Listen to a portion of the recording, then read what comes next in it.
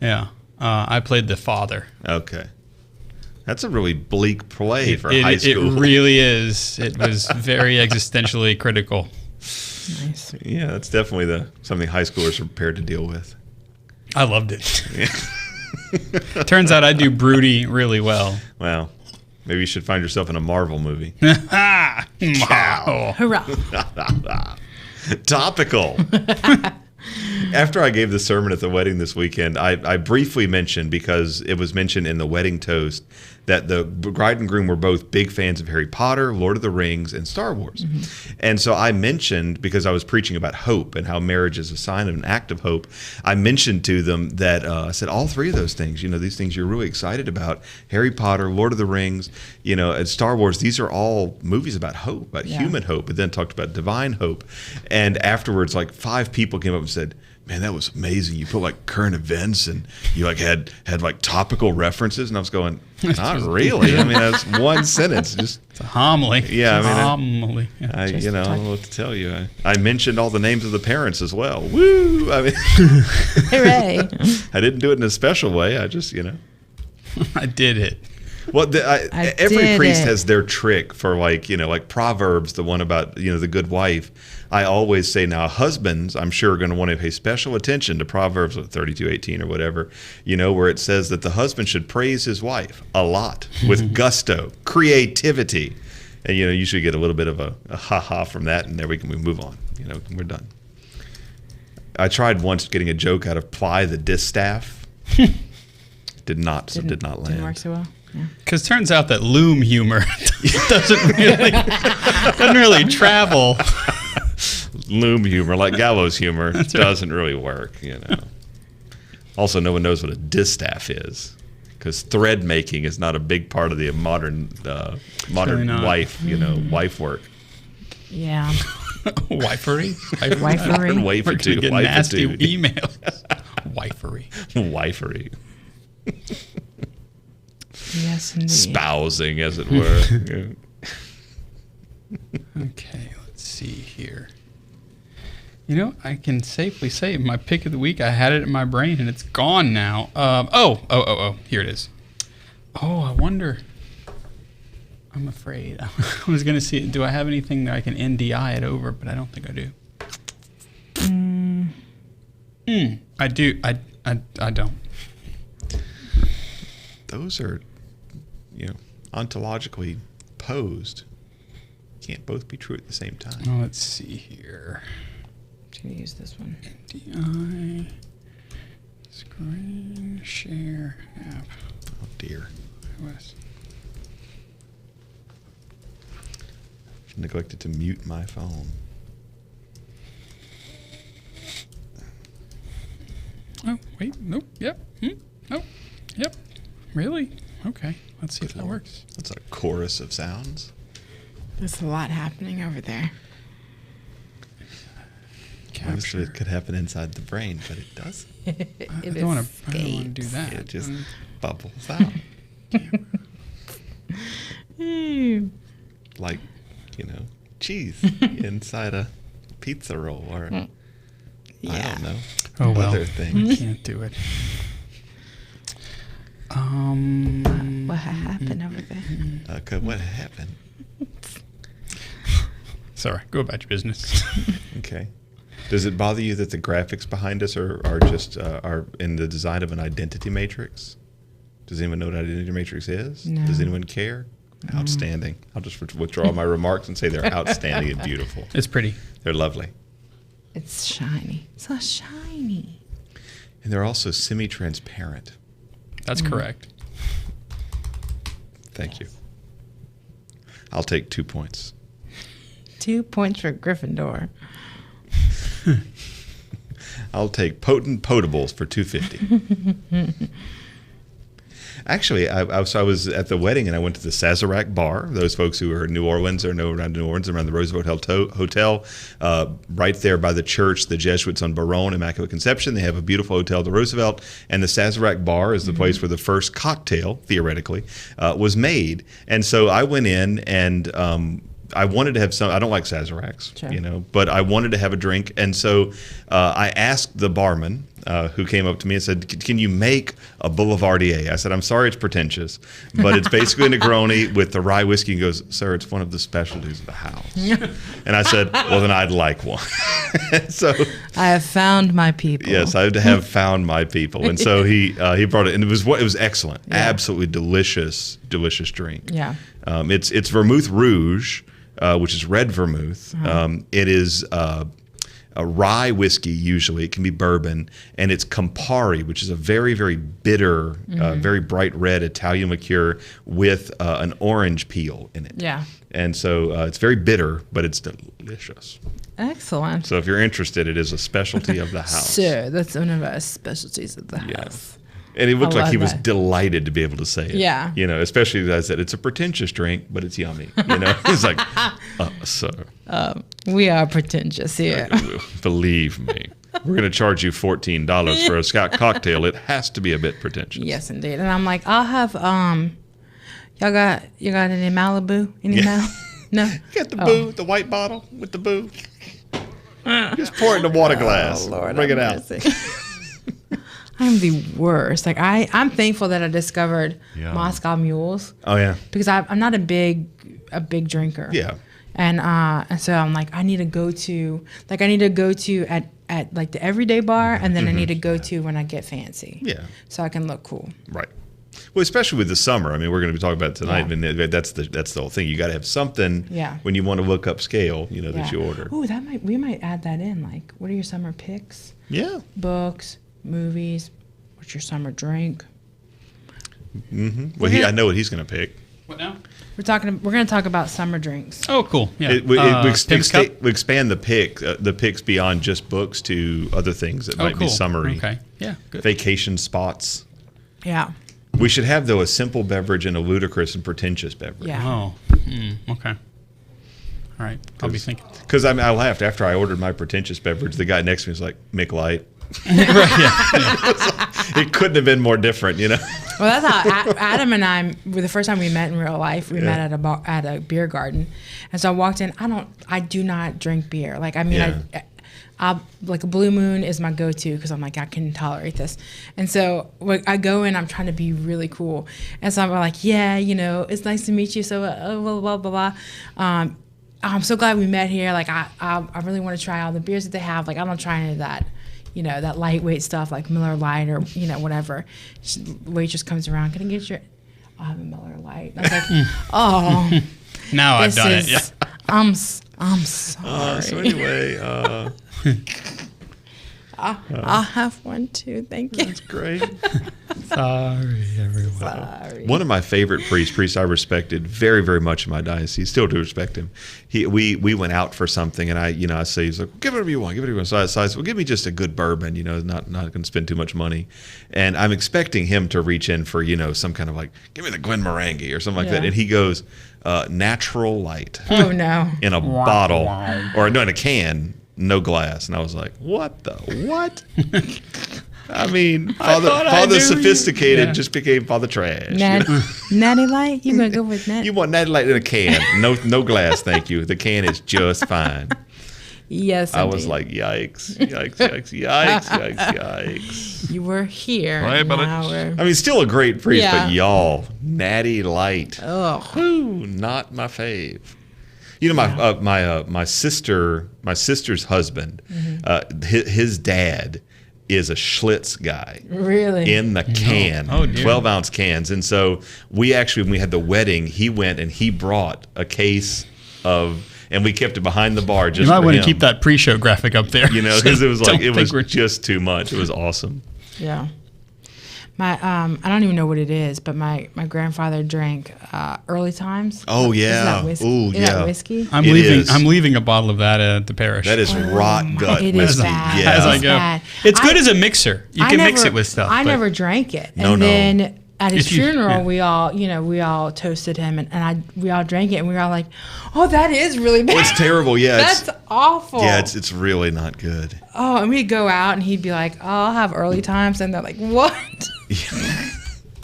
Oh, no, sir, we don't have that. Yeah. That, well, you know, there was a whole collection of like people who drank Jim Beam straight, you know, and there were just these cheap alcohols that folks who didn't have a whole lot, that was just what they got used to drinking. Yeah. You know, I mean, where I am, you know, there's some more slightly sophisticated people, but they're big fans of Old Charter.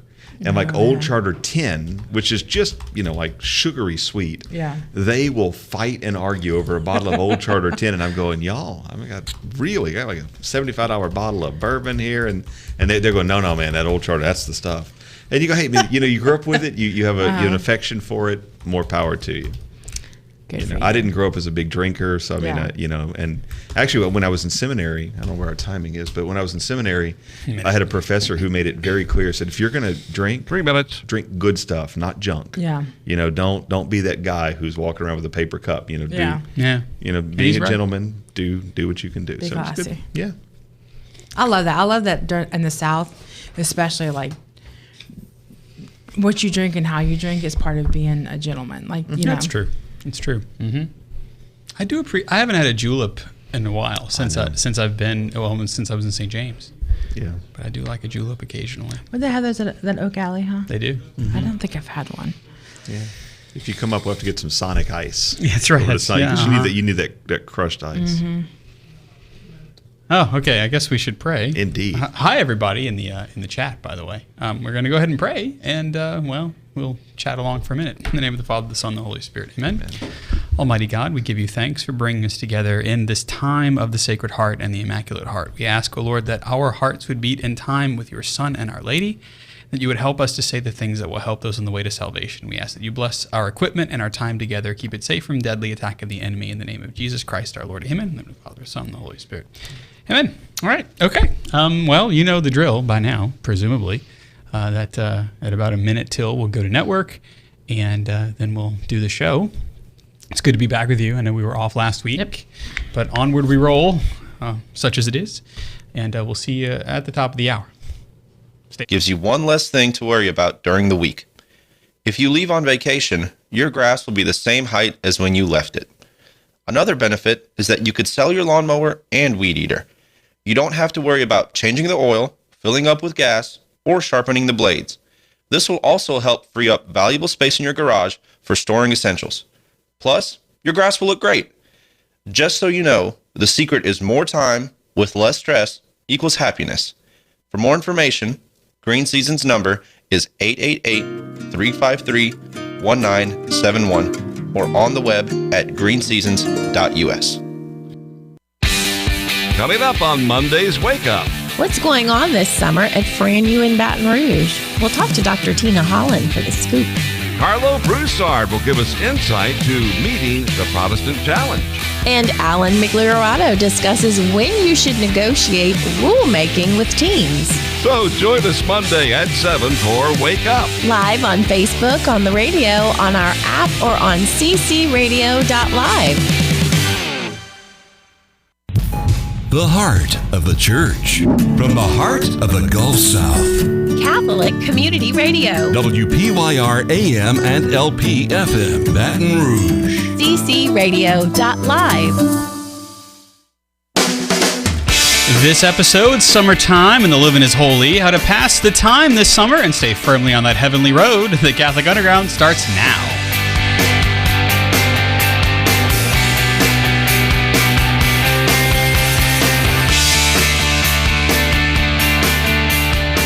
You have hit the play button on the Catholic Underground, a podcast cutting through the noise and bringing you the topics that matter. It's episode number 449 for those of you who are tallying them up. Boy, oh boy. I am Father Chris Decker. I am a priest of the Diocese of Baton Rouge in Louisiana. And joining me, we've got Kathleen Lee. Yep. Kathleen Lee joining us. It's summer for you, isn't it? Here I am. Yes, it is. Finally. Yes, it is. And because it is summer, we have someone who's on kind of an airsats vacation. Father Ryan Humphreys joins us. He's a priest in Northeast Louisiana, co-founder of the Catholic Underground. Good to see you again, Father. I am not Olivia Galino, but I am very glad to be here. That's right. And let's go up to space, shall we? You might remember this from your reading of the Catholic Underground podcast transcript. Jeff Blackwell is our tech director, and he joins us from space. Hey, Jeff. It is good to be here, Father. In fact, Father Ryan is the guy who taught me the word huzzah. Oh yeah, Huzzah. that's a good Middle English word, I suppose. Yeah, I find that it has creeped into my brain. I'll say it all the time. I'm like, huzzah, and they're like, no, what? And I'm like, never mind. Sometimes I think if huzzah sounds a bit too cliche, I'll go back to hurrah. Yeah.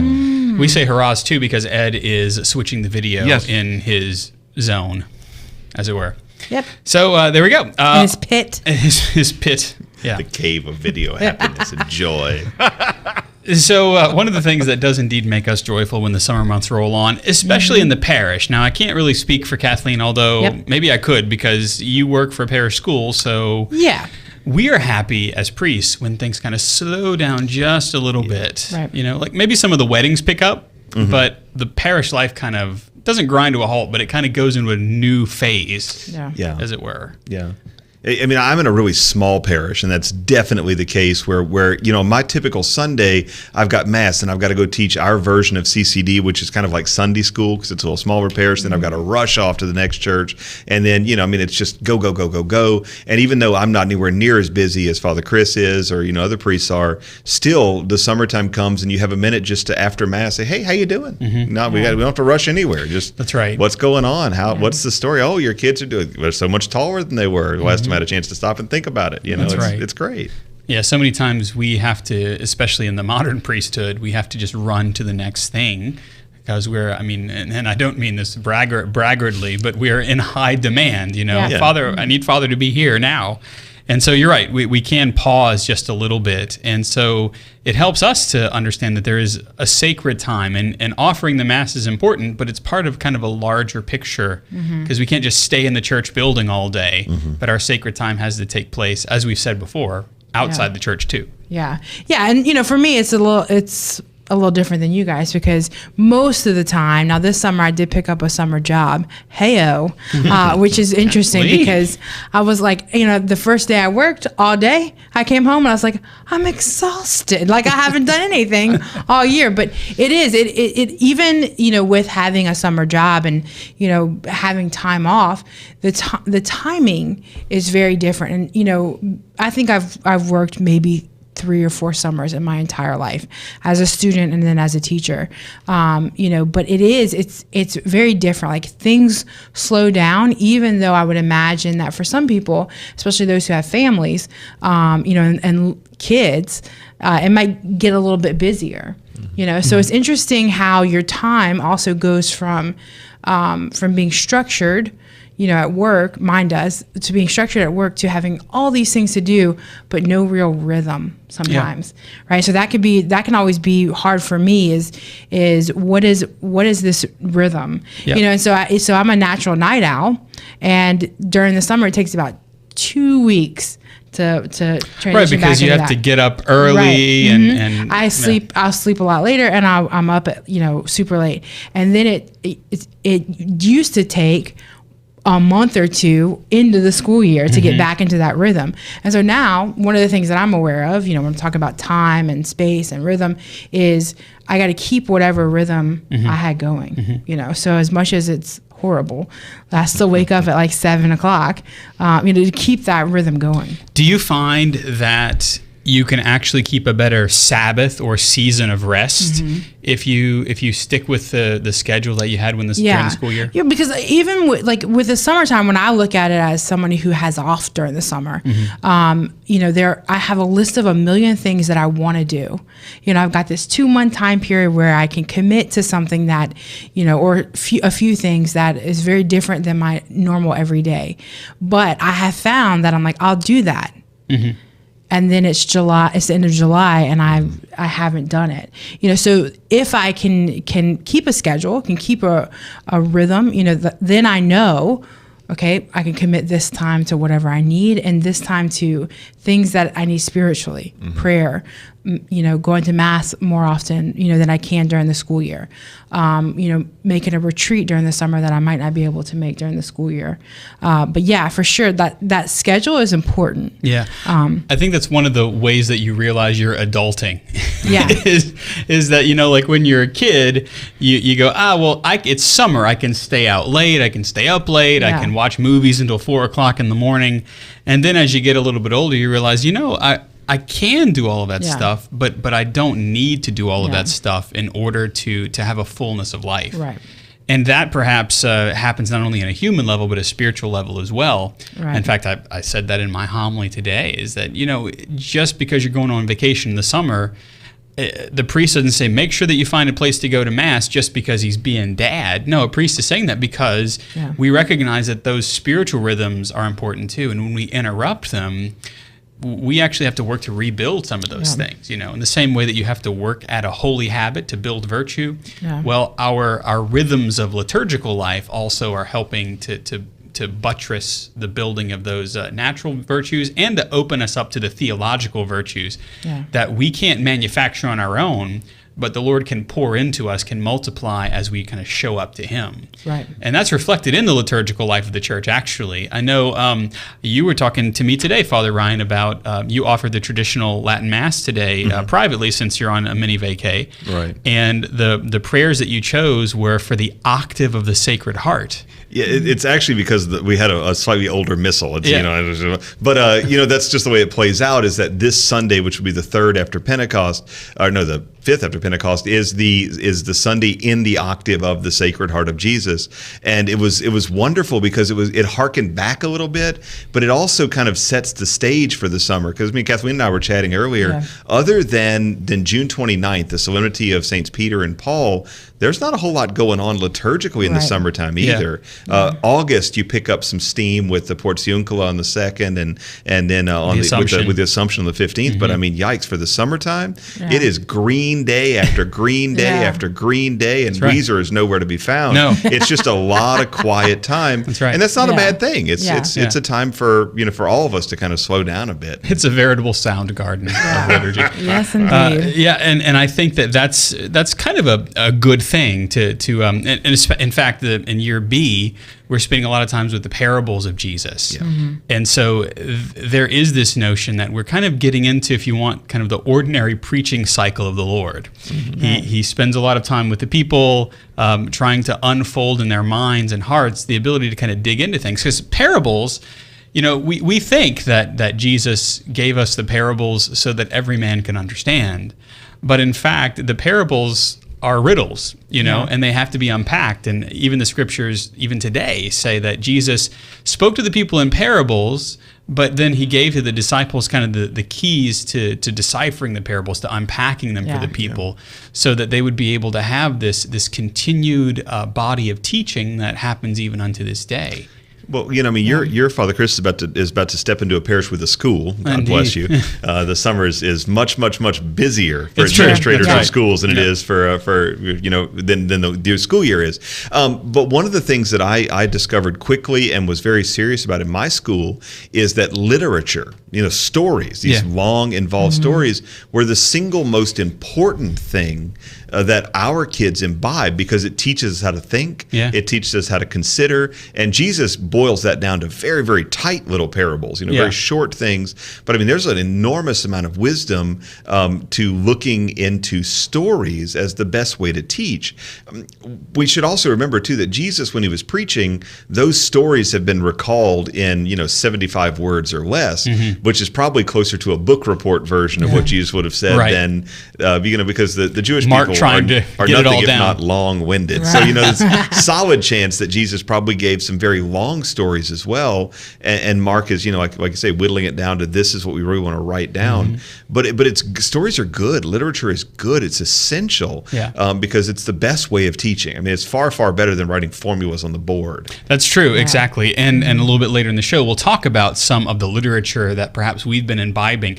Oftentimes we think about getting around to our adult summer reading lists because we have all this time. Well, not really. I mean, if you think about it, the summer doesn't always move slowly for us. But to be able to inject some of these times for critical thinking. I mean, a good novel, as you've heard us say on the Catholic Underground forever, a good novel, especially like real good fiction, does indeed build those critical thinking skills and allows you to kind of hone those skills for when you have to use them in real life. Whenever things kind of start back up in August and September. Well, I think about summer too as like the time, we're talking about ordinary time and how sometimes it can be, it's just ordinary time. There's nothing really going on. But it's like if you're if you're like playing a sport, you're not always playing in the championship game. It's not always Easter and Christmas. Yeah. Like there is going to be long times of preparing and practicing and over again. And it can be mundane. It can be a little, but that's the ordinary time. Yeah. Is a time where you have the opportunity if you take it. Yeah, the seeds are growing, right? We know not how. Right, yeah. And even like when I was thinking about what is summer, like in farming, right? There's nothing going on during the summer. You're not really planting or harvesting. Not eating. Really. Yeah, it's just it's in the ground and it's growing. And that's what, if we take the opportunity, like I said, we can let these parables, this scripture, this whatever we read, whatever spiritual opportunities that we take, we can let that That's right. cultivate and grow. Adam in the chat room is saying, as a music minister, the summertime allows us to reflect, take some time off, relax, and pray before choir season starts back up. Yeah, a lot of choirs will kind of go on hiatus during the summer. Yeah. I remember that from parishes long ago. Especially if you have rotating choirs, that you'll you might see a cantor a little bit more often or something like that, so that they can prepare the music for those great seasons of preparation. Yeah. So one of the things I do appreciate about the old calendar is that you were never in counted time in the sense of ordinary time. We call it ordinary, but it means ordinal, right? It's counted, 11th Sunday, 12th Sunday, until you get to one of the high seasons of the church, like of Advent. But in the old calendar, you're always coming off of a high or preparing for one. Right. And I always love that too, because there is this sense of things that are growing and preparing, In fact, that's also where in the church's understanding of the rogation days and the ember days, that you're actually doing something with the spiritual seeds that are planted in the liturgy. And so I really wish that we could somehow figure out a way to kind of resurrect some of those things, because there is an importance spiritually to seeing those things active in the church, rather than just saying, oh, Father's wearing green. Right. Yes, but there's so much of that green that I'm wearing. There's a reason for all that, That's right. Yeah, and so that's kind of the notion, perhaps, if you need some homework, is, okay, the summer is laid out before you. Here we are, mid-June. What are some of those ways that you're going to allow yourself to kind of permission to rest? Right. Permission to say, okay, well, what does a real Sabbath look like? Even if I've got a 9-to-5 job, and I've got a family with 7 kids, what does it look like if we actually are going to be resting together? And if we're going to Disney World, or if we're going to the beach, or if we're going to the mountains, what does that type of rest look like for us as a family? Yeah, because if you've ever been on family vacation or planned one, you know that oftentimes you need a rest. Oh gosh, or you need a vacation from your vacation. It's true. So maybe that's the encouragement too, is like when you are looking at these activities that you want to do that are summer activities or restful vacations, like what are you packing into that event? What are you packing into that? And especially if you're traveling with your family. Yeah. What does that look like for your family? Are you allowing time for rest for your family? That's right. Well, I think always hurt the ones we love the most with our resting. Right? I think that it's kind of fascinating to me, because I think a lot of people plan so much because we're terrified of the possibility of being able to, or being forced to spend time with ourselves. And being forced to spend times just with our family. And it's one of these bizarre things that the COVID lockdown forced a lot of us to actually spend time with our families.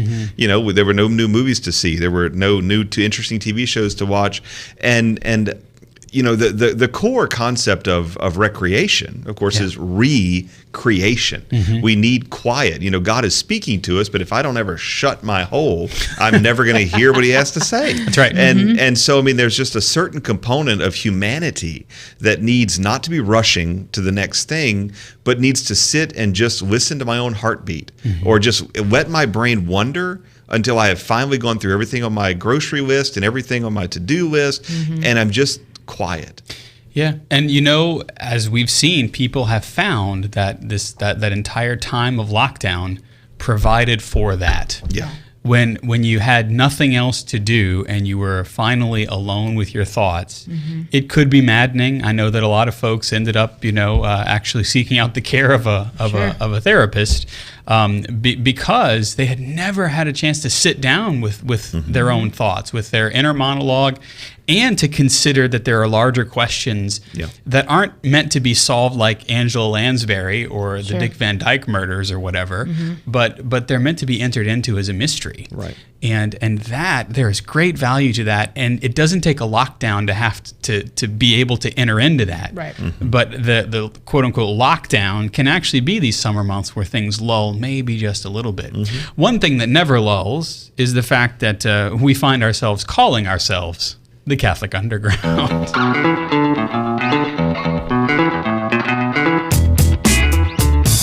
Allow ourselves to introduce ourselves. You've found your way to the Catholic Underground.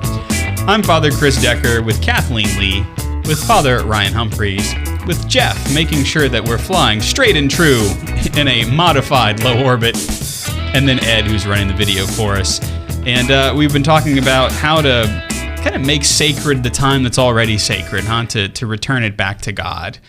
And part of that is sitting with ourselves. Part of it is developing a rota, which actually is more understood. Our Anglican brothers and sisters tend to use that word a lot more than we do. But a rota is simply like a rule of life. And a rule of life is important not just in the summer months, but all the time. Yeah.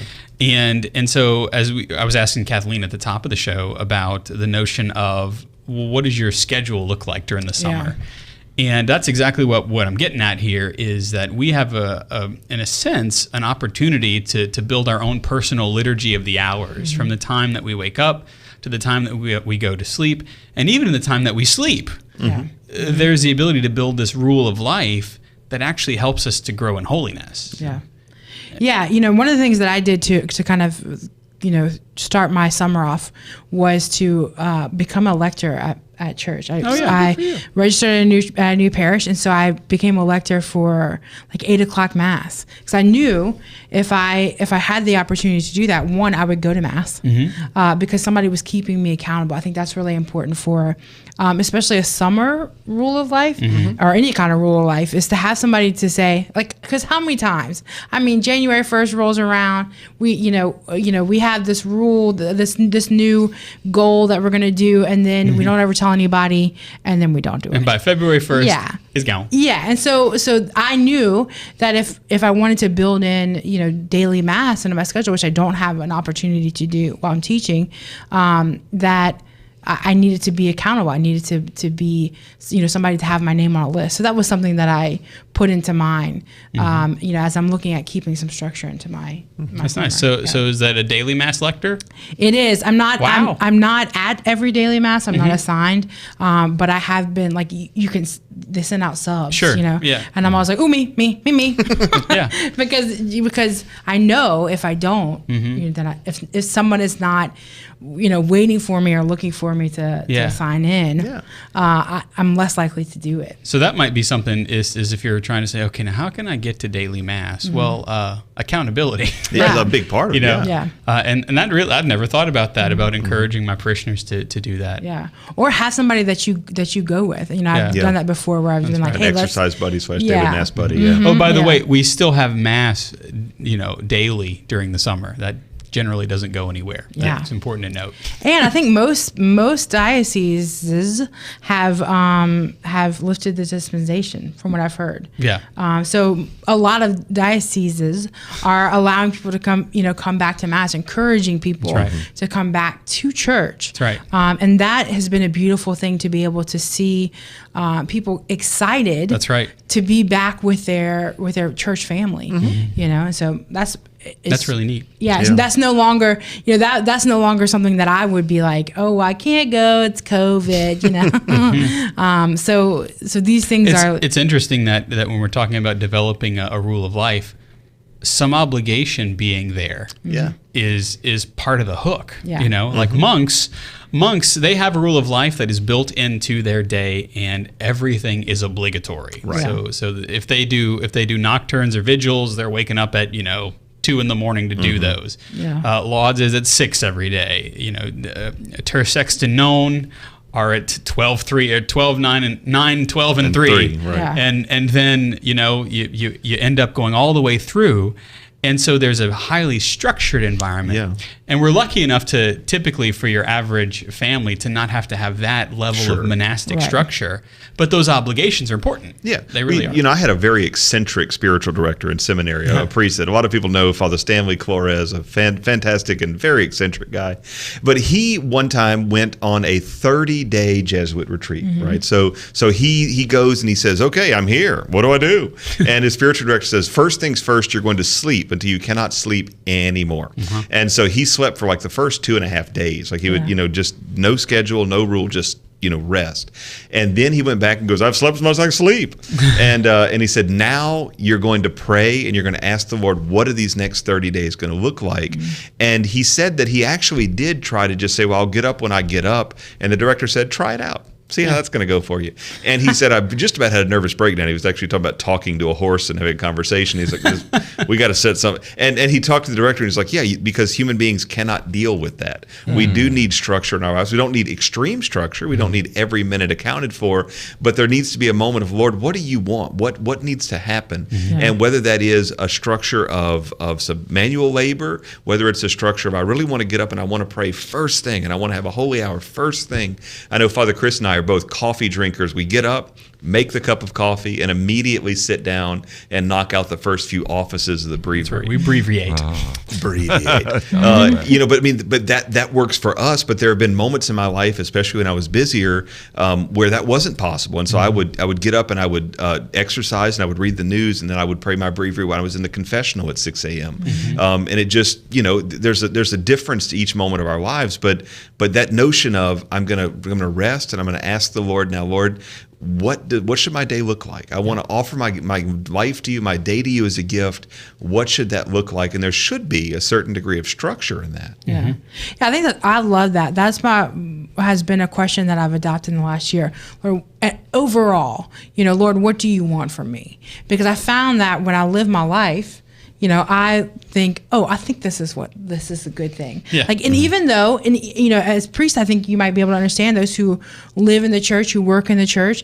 Like, even though you're doing church things, Jesus things, you're talking about the Lord, and you still can be doing things that He doesn't want for you. That's right. Even though they're good, and even though they're holy, and there's nothing wrong with what you're doing, it's just that it's not what the Lord wants from you. That's right. And so really, you were talking earlier about just being quiet. It's because I'd always be like, all right, Lord, what do you want? I think what you want is this, and He'd be like, hey, shut it, and I'd be like, okay, and then being able to say, okay, listening to what He wants, and then having the courage to actually do it is a whole nother thing. Because sometimes the Lord is like, this is what I want you to do. And you're like, how about, just stick with me here, Lord. But what I'm thinking is anything else. Yeah, anything else than that. And so, so being able to ask that question, but also to be able to listen and act on the answer, that He gives you and not the one that you think you might. I'm like, I think what I heard you say is that you don't want me to do that. Well, one of the things I preach about a lot is the virtue is called docility, right? Being able to listen to and respond to the Holy Spirit. But the prayer I end up saying a lot when I'm giving a sermon is to say, listen, our prayer needs to be, Lord, if you get through my thick skull what you want, I'm going to commit to doing it. And so I'm going to try to pray and I'm going to try to quiet myself, but you need to get through my thick skull what you want, and I'm going to commit that if you get it in there, I'm going to do it. Yeah. And so to which the Lord says, hold my, fill in the blank. Hold my goblet. That's right. Yeah. And so to give the Lord permission is very important. Otherwise, we do, to use that cheesy phrase, we get so busy doing the work of the Lord, we forget the Lord of the work. Oh, child. Yeah. And so that's really it, is to maybe at the beginning of the summer to say, Lord, I want this to be your summer. Rather than trying to live my best life, rather than trying to do what I want, rather than trying to write my own ticket and be as drunk as I possibly can, because that does happen. I mean, I've seen your Facebook profiles. No, to be able to turn this over to the Lord and to say, Lord, now this is your best summer ever because you created me and you're recreating me in the life of grace. And so what do I have to do to kind of plug into the fact that I'm here because you want me here? I continue to draw breath because you're giving it to me. Yeah, and let us remember that the summer is not a past. Like it's not a like. I think that's really important. Is this like, oh, well, look at all the things that I have the freedom to do what I want, and so maybe I can get away with a few things. Look, it's not a past. We're still responsible for everything that we. That's correct. We do. And that conversation we were having earlier. Just because we can, should we? That's right. Doesn't mean that we should. And it's also important to note that the confessionals are open during the summer too. Boy, are they. And we priests actually sometimes have a little bit more time during the summer if the confessional's open. And so maybe this is a time you got to climb back on the horse of virtue. Nay, I say, don't stay away from the horse of virtue. There's the episode title. But rather climb back on. And we're ready and we're waiting there. Those are coconuts. You got 2 coconut halves and you're banging them together. Well, that's what the pina colada goes in. So yeah, also don't be afraid to seek out the sacramental life of the church in confession, because this could be the time that the Lord is saying, you're doing great. Let's give some of this stuff to me that I can actually heal. And so if you stick with us on the other side of the break, we'll talk more about the summer and some of the things we're reading. The Catholic Underground. We'll be back after this.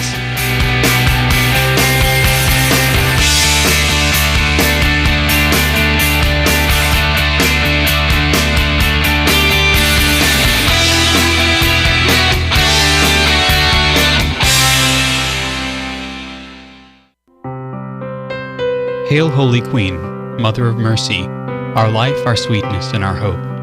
To thee do we cry, poor banished children of Eve. To thee do we send up our sighs, mourning and weeping in this valley of tears. Turn then, most gracious Advocate, thine eyes of mercy towards us, and after this our exile, show unto us the blessed fruit of thy womb, Jesus. O clement, O loving, O sweet Virgin Mary.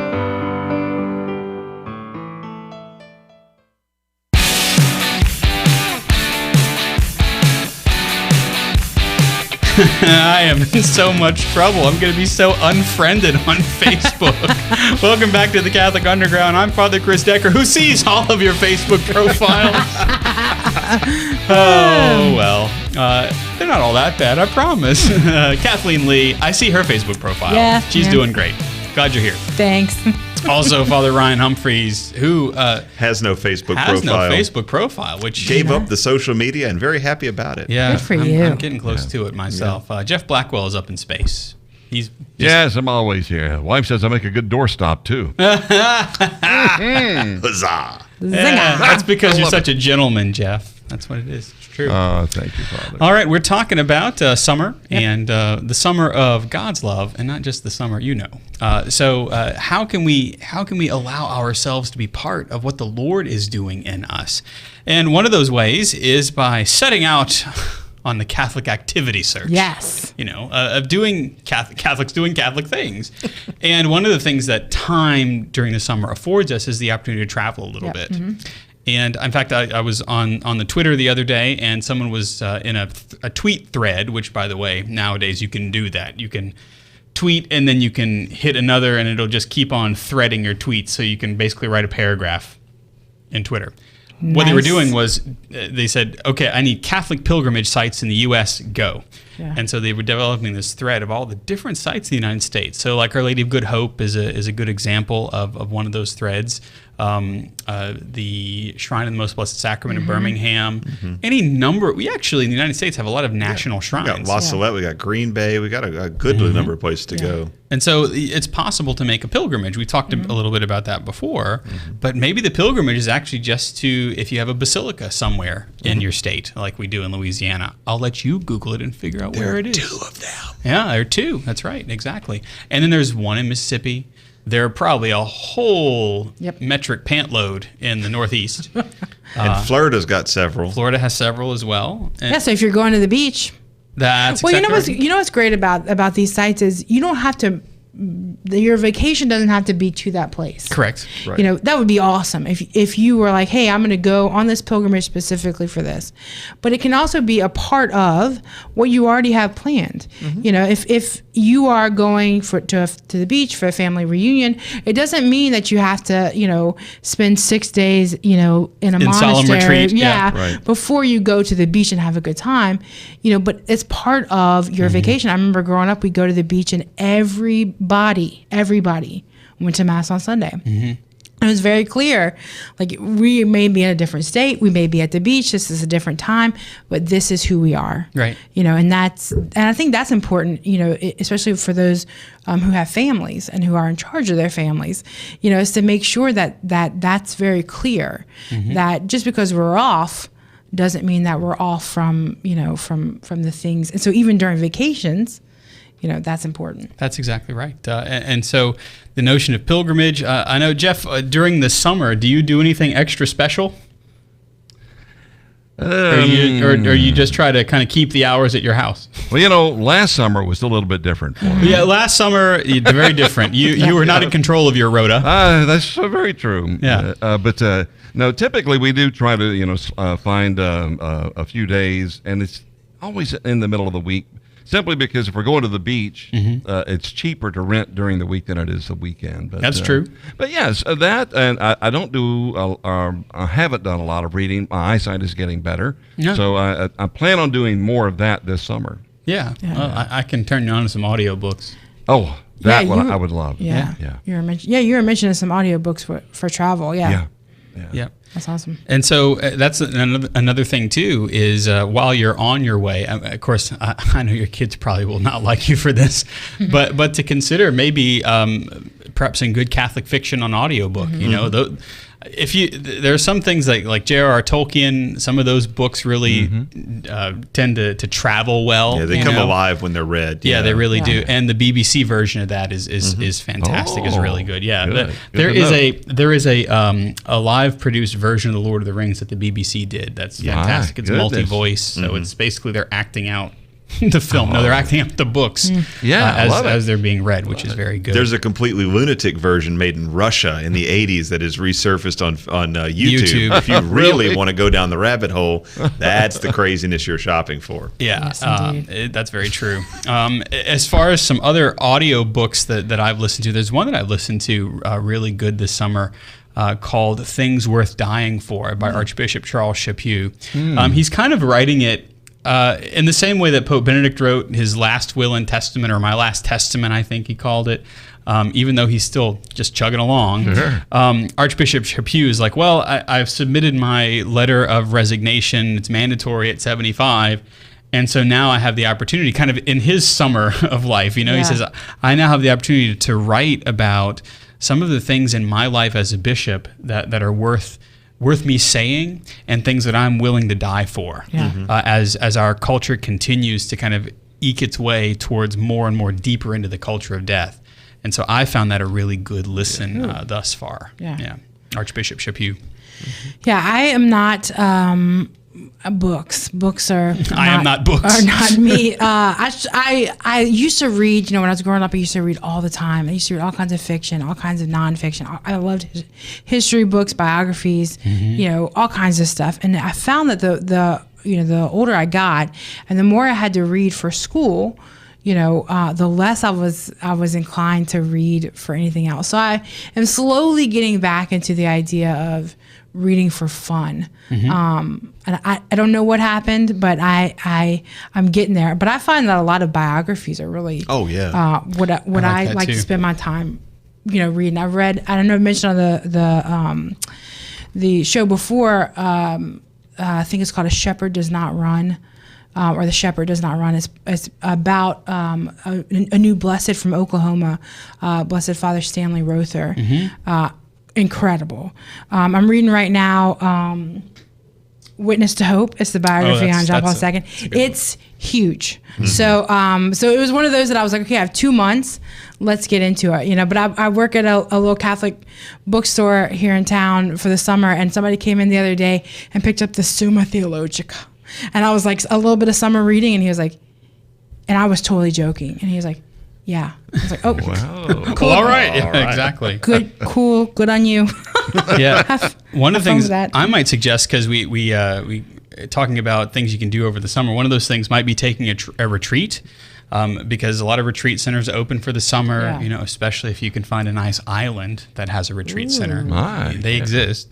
But maybe doing an audio retreat. And so Keep the Faith audio, or at keepthefaith.org, they have some of Archbishop Sheen's retreats. And they're wonderful. Yeah, Yeah. so a family retreat, one of his best, is actually, it's on sale on Keep the Faith, and as well as other talks on science, on the saints, on the supernatural. If you want, we've talked a little bit about spiritual warfare, and that's always a hot topic. If you want to learn about that. If you want to learn about the heresy of modernism, which is, this is also a good time to kind of say, okay, let me dive deep into some of these issues that are actually the bigger issues on which society is building all of its isms. That could be helpful, or maybe church history, right? We do understand that the church has had her incredibly bright times, but also some of her darker times. We don't shy away from that to dive into that. Okay, well, what is the church in the Crusades? What is the church in the time of Luther? What is the church in the 300s? What does that look like? Well, this is the opportunity, especially with audiobooks and things like that, to give yourself permission to dive into the history of why we call ourselves Catholic. Because I guarantee you, if you do that, if you dive into the church history piece, the catechism stuff is gonna come. Yeah. It explodes. You're gonna want to know more about why the church held the line on this or that or the other. If you're interested in church history, Diane Mocher has the book, which is called 10 Dates Every Catholic Should Know. That's it's wonderful. Nice. Great book. Yeah, I'm just writing that. And down. I just got a copy of Sohrab Ahmari, who wrote a new book called The Unbroken Thread. And there's a whole series of books that are kind of like, these are the books you need to read, or these are the authors you need to know. And this book, The Unbroken Thread, is one of those, and it's wonderful. And he's trying to dig in not just to cultural, but to kind of the religious, the lack within all of us that have made what's going on culturally possible. Ralph Martin wrote another excellent book, a long book too, called The Fulfillment of All Desire. And it's kind of akin to one of those, here's a big collection of all the really true spiritual masters. Yeah. And so if you don't want to read 800 books by spiritual masters to figure out which ones are the good ones, this guy is going to put them together, get the quotations for you, and let you just get your little pad of tape flags and just go to town. And yeah, it's excellent. I mean, my poor Kindle is just nothing but underlines. And so it's great. I mean, it's definitely worth reading. If you're interested in something a little bit more off kilter, a lot of us watched during the lockdown the HBO series on Chernobyl, which was wow. I mean, just wow. The book that is based on is by Sergei Plokhy, Plokhi. Nice. It's called Chernobyl: The History of a Nuclear Catastrophe. Seems like it would be super depressing. It's absolutely not. It's such a remarkable story. And when you look at that, you go, wow, we came so close to the end of all existence. Hard to fathom. And it gives you a moment of like, God is really good. I mean, darn good. Yeah. And so there's some wonderful books out there. And even if you're not a big reader, the audiobook phenomenon makes that really doable. I mean, it's certain books that are hard to read, especially Russian names. God bless America. Audiobooks take all the pain out of that and makes it fascinating to listen to someone tell you the story of this saint or that biography or this catastrophe or whatever. Yeah, Adam in the chat room says Introduction to the Devout Life by St. Francis de Sales is a good one, as well as The Soul of the Apostolate is a really good book as well. If you want to kind of figure out how you're supposed to fit in, so to speak, to living the Catholic life, living that devout life in a particular way in the world, The Soul of the Apostolate's really good. Thomas Dubé, Fire Within, is another good one to look into. Yes. Yeah, it's an older spiritual master's book, but it was written by a guy that we all know, Archbishop Alfred Hughes. Love him. He wrote Spiritual Masters, Living the Life of Prayer in the Catholic Tradition. It's a good book. That's right. It's so very good. It's true. And it's available in paperback, actually, still, I believe. So, yeah, I do like to read. I also... So whenever I've been packing up my books to move to a new parish assignment, something happened, and all of a sudden, all of the stuff that was on the bookshelf when I came into my parish assignment, it got packed with the books that were already mine because I had some helpers. Yep. And so I've kind of Katamari Damacy'd a whole bunch of books onto myself. And so one of them, though, just fell into my lap right before the Feast of the Sacred Heart, called The Instructed Heart by F.J. Sheed. So if you remember the publisher Sheed and Ward is actually a husband and wife. Frank Sheed's wife, they both were basically street preachers. They were Catholic evangelists in Hyde Park in England. And they were there every day, practically day and night, doing exactly what you see on college campuses and your free speech alleys, except they were apologetically Catholic. And so F.J. Sheed really is a fantastic philosopher and theologian. And his wife died, and towards that period right after her death, he was working on a book on the Sacred Heart. And it just so happened that he said, well, to talk about the Sacred Heart of Jesus, it's important for us to kind of know our hearts a little bit.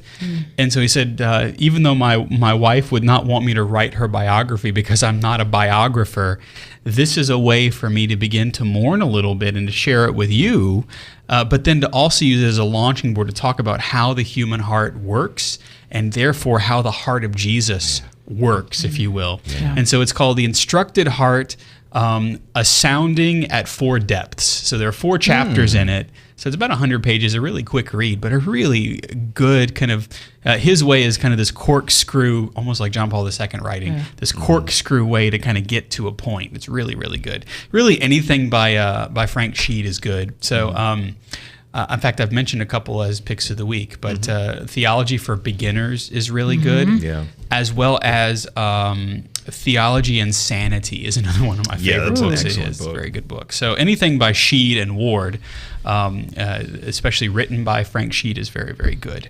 I've also read and reread again Creativity, Inc., Incorporated. So Creativity is a book by the then CEO of Pixar, and talking about how their processes work, how they allow their employees to work and to grow and to fail, and to do so with a great sense of candor. So a lot of trust that gets built up in the course of this as they grow this business. And that radical candor, if you will, of being trustworthy together actually helps to build a bigger product that any one of them can't do by themselves. It's one of Father Ryan's favorite books. Man, I've read it so many times. And the audiobook is outstanding. Yeah, exactly. The way that it's read is kind of like a grandfather taking you through the steps. So it really is a helpful read as well. That's pretty cool. I love businesses or companies that think outside the box of a 9 to 5. We were talking about time and productivity, and when you go from a 9 to 5 every day, and you do the same thing, you sit at the same desk, and you fill out the same paper. It can get even teaching can be like that. Even though teaching is a little more, you don't always know what's going to happen every day. You may have a rubric, however. Right, you can get in that rhythm, and so sometimes even the rhythm gets very. Okay, I'm in this rhythm and I've got structure, but it's like, blah, blah, blah. But I love companies who are able to step outside of that and to be able to think of new ways for their, they look at their employees as human beings. And what do they need and how can they grow? And, these companies, these big old companies that have, nap rooms. I think that's genius, like these things are like sometimes you just need to take a little snooze. I love one and of then those get on back to work. Google nap pods myself. I know. But that's looking at the human person that's working for you. Imagine that dignity is involved with growth and even in business. It can be done. Well, one of those things that also should be done, perhaps, is that part of the show that we like to call the CU Pick of the Week. Jeff, do you have a pick of the week this week by chance? I could. Yeah, what you got? Actually, it's I have purchased this because while I was out last year, My mixer that I use for audio recording, I got a little booth set up here at the Catholic Community Radio compound. Little booth. Yes, in fact, Father Miles Walsh has dubbed it the confessional. It is. It's the quietest place in the entire building. It is lead lined, and I mean it's an acoustic. That's lead. why I can't see through. I mean, really, lead line. Yes, super priest. So I come back and my mixer is dead. It's just not working. So I've been looking at the Rode, and I've been a huge Rode fan, Rode audio and microphones. And they make superb equipment. They're an Australian company. And in fact, I think, Father Ryan, you have one of their coffee mugs, don't you? Travel. Yeah, I think you gave it to me, if I'm not mistaken. Yeah, that's right. I use it a lot. There's a caffeine molecule on it. I love it. Exactly. Yeah. So, in fact, I still use mine. We bought that 10 years ago or something. But they make this really cool it's called Rode Procaster mixer. It has 4 mic inputs. It's just loaded with a lot of features. It has a Bluetooth channel, so you can actually pair your phone to the mixer and control it with the faders. It has where you can actually plug a iPhone in, so you can actually it does the mix minusing internally. What? So you can have phone guests. It's really set up for podcasters. Nice. And then it also has 8 sound pads off to the side that are assignable. You can put in pre-programmed like music for bumps and. Nice. Does it have like a mini SD card or a USB? It does. On the rear, you got a little tiny slot for the mini SD. I think it'll take up to 128 gig. Wow. That's a lot of data. But it'll record in 2, or actually there's like 3 different ways. But you can record a mix, or it'll record every channel discreetly as a multi-track. Post-produce. Yeah, so so you can even hook instruments up to it too. You can. You can do that. Plus live streaming. It's really set up to jump right onto the internet. So anyway, check it out. What? Oh, how much? Yeah. How much? Well, I tell you, I think the list price is like $700. But you can find it if you got somebody in the biz because they won't publish the price, but you can get it for under $500. Manufacturer's suggested retail price. Right. Under $500, that's pretty good for it is because it's power especially packed. Maybe over the summer you're thinking about starting a podcast. Yeah, and the cool thing about it too, it's very, very compact, so you can take it like if you wanted to do like a live event with a speaker system, live sound. You can tie it right into another mixer, or straight out of the monitor outputs into an amplifier. And, gosh, it's amazing! Yeah. It's amazing where tech has gone in a very short period of time. Plus, real quick, all of it's got 4 different headphone outputs. Well, that's nice. With 4 different volume controls. What? Yeah, so it is very nice. Yeah. Well, it's cool. Check it out. Yeah. That's a nice pick of the week there, Jeff. Well, thank you for asking, Father. You're very welcome. You're very welcome. Kathleen. Yeah. Okay, so I had one, and then I changed it because I was thinking about my favorite place to go on vacation and my favorite place to go when I need to slow down. I think I've talked about this before, but maybe 2 years ago, I went to visit some friends in D.C., and I said, look, I just need to get out of town. I need to come up there, and you go about your business because it was Mardi Gras. So they, I had off as a teacher down here, and they did not. So I said, you go about your business. I'll take care of myself, and I just went around town, and I ended up going, I said, the only thing I want to do is I want to go to the Basilica. So the Basilica of the National Shrine of the Immaculate Conception in Washington, D.C. And I've been there before. I've been there a million times. Usually it's during the March for Life. There are 1,000,001 people inside this ginormous basilica. And it has room for them all. And and usually I'm trying to herd 10 buses of people and make sure that we have 450 children where they need to be. So I never really get to enjoy it, even though it's incredibly beautiful. And so I said, this is the only place I want to go. And so, I walked in, and it's huge. I mean, it's huge. And I walked in on this day, and it was me and a security guard. Oh. And that's it. Like, that is it. And if you go, you could spend all day in there looking at, I've said this before, it's like Narnia. Like there are all these chapels to Mary. Nooks and crannies. Every time I go, I'm like, this was not here. It was not here. In some cases, you might be right because they're actually quote unquote finishing it, right? They just put in the grand dome, right? Yeah. The mosaics. Yes, that is it's incredible. But it's a great place to go. I mean, if you're going to DC, which a lot of people go there for vacation, especially during the summer, there's a lot else to do there. Yeah, it's the CUA metro stop, easy to get to on the metro. Incredible. It's beautiful. And if you so I was able to take the guided audio tour. Yeah. Phenomenal. I've never actually done that. I've always wanted to do that. There's an audio tour, and then of course there are tour guides. They have one of the best bookstores and gift shops I've ever been in. It is big. Incredible. So that is my pick of the summer for you. Very cool. You can. We have time for another pick of the week if you want to give us the other one. Oh well, I had mentioned it earlier, but this is what I'm reading this summer is "Witness to Hope," and it's the biography of John Paul II by George Weigel. And I'm not very far into it, but it's awesome. I find that a lot of even though it's John Paul II, I find that for me, some of his writing is like, it's beautiful. But I'm like, man, I want to know. Yeah, what's the story behind this? Tell me. And his life is, look at this book. It's heavy. And this is probably not even everything. Thick, yeah. His life is incredible, and it inspires me beyond, just because he was so so awesome from being a young boy and then being a priest and all that he had to do to become a priest, and then his papacy could be 600 books in and of itself.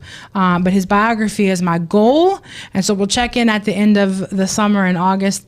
I'll let you know how far I got, because I'm also taking a summer course, a summer class for my master's, so we'll see.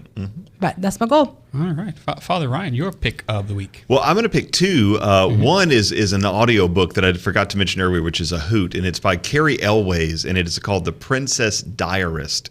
And Carrie Elways reads it, and it is the behind the scenes of The Princess Bride. Cool. So great. You've got Kathleen's attention. Yeah, I'm like, I knew his name right when you said it. It's wonderful, and he reads it himself, and he has all these audio blurbs from like Billy Crystal and all these people who were in it, and it's wonderful. So it is not The Princess Diaries. It is A Princess Diarist, and it is a delight by Carrie Elways. The other one I want to recommend is a YouTube channel by this wacky guy from the Netherlands, named Paul Davids. Paul Davids with an S. Paul Davids is a musician, and he teaches guitar, and he teaches music theory. He's wonderful. He puts a weekly show out. It's a very, very high quality show. And we're talking everything here from why the pentatonic scale is interesting to explaining what makes jazz jazz to sometimes just, hey, this is a really cool guitar solo. Let me show you why it's cool. Why is Jimi Hendrix considered a master of guitar? Let me show you all the cool little things that happen and why he does what he does. Wow. It's so interesting. It's so easy to follow. It's YouTube / I believe just Paul Davids. But if you search for Paul Davids with an S, he'll be the first one to come up. He's one of those YouTube creator stars, but it's great. It's so much fun to listen to. And if you have any interest in music theory at all, definitely worth your time. And that's on YouTube. And YouTube is free, and then the Audible has Carrie Elways' book. Very cool. Excellent. Yeah. I always like to see the YouTube folks that are sharing why they like the particular talent that they have, and to kind of unpack that talent. That's something that you can do over the summer too, is to say, Lord, you gave me this talent, help me to hone the skill, or you gave me this talent, now help me to kind of uncover why it speaks to my heart. How is it that the talent that you have given me somehow allows my heart to be known by either the world or another person or whatever. Yeah. And that's something that I will think about often, and I have to kind of dial back to 2018 where my art game kind of leveled up a little bit when the iPad came out with the iPad, the Apple Pencil, and of course Father Ryan remembers this is the device that somehow made it all the way through Spain and across all of Europe. And it's physically here. In fact, I bought it off it. It's true. As I upgraded, I cross-graded to Father Ryan. He has that very iPad, And so I use it especially for drawing Joe Catholic every month or every quarter for our diocesan newspaper. I use it for the various Instagram art and things like that for the liturgical year. I do other comic books and stuff like that, but I also try to hone my skill with it. And there is a tool called the Handy Art Reference Tool by a company called the Belief Engine. And what it does is it has a large variety of poses of male and female hands, of male and female heads, and I believe feet as well. And because those are some of the hardest things to draw and to get the lighting correct, so you can actually change, you can edit the light fixtures, so that if you're trying to learn how shadow and light work, which is really something that my skill level is low on, you can actually edit where the lights are falling on these particular objects. And you can kind of learn and go along with the reference tool to be able to do that. And they also, in addition to the poses of the hands, you can also add objects in them. So like a sword or a coffee cup or something like that. Because as the hand moves, the way that the knuckles work change, and the way that the different angles are change. And it really is a handy reference tool if you don't want to just use your hands, because you have to do everything backwards if you're doing it that way. So I will put that in the show notes for you as well. Jeff, we are always so grateful because the Catholic Underground is made possible by viewers, by listeners, by prayer warriors, by benefactors. It's really easy for them to get involved, isn't it? It is. Just go to CatholicUnderground.com/ that's a / donate. That's right. And you can help us a lot. You can help us a lot, and you can also help us by letting others know about us, right? Oh, yeah. Look us up, and then if you really like us, give us the old stars or thumbs up, or write a review. Say something nice and pass that along, because that means a lot to those who are interested, but they don't want to actually take the leap. That's exactly right. And sometimes, Jeff, I like reading good things about the work we're doing. Yes, so it's always nice to get patted on the back just a little bit, So let us know how we're doing for sure. If you like our service, please tell us. And tell another person as well. Our panelists, my brain is beginning to shut down this Sunday. Our panelists have been Kathleen Lee at KLee626 on Instagram. That's true. Also, Father Ryan Humphreys joins us at FR Ryan on the Instagram. Jeff Blackwell is our technical director at Jeff Blackwell us. Thank you, Jeff. It's an honor, Father. Yes, it is. Ed Ball is running the video. Jim Hayes is our research assistant with his crew in the lab. And you know me. I'm Father Chris Decker. You can find me still on all the social media at Digital Catholic. You've been listening to the Catholic Underground. We're cutting through the noise so that you can find that still small voice. We'll see you next time.